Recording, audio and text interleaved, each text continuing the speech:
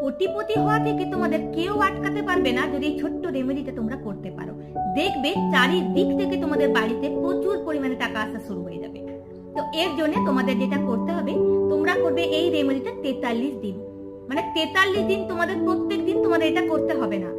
43 দিনের মধ্যে যতগুলো মঙ্গলবার আর শুক্রবার করবে সেই দিনগুলোই তোমাদের শুধু এই রেমেডিটা করতে হবে।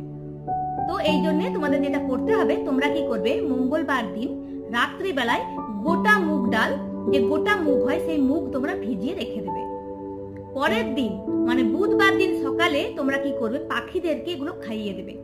1 মুঠো 2 মুঠো তোমাদের যতটা ইচ্ছে তোমরা পাখিদেরকে খাইয়ে দেবে। আর শুক্রবার দিন তোমরা কি করবে, জও ভিজিয়ে রাখবে।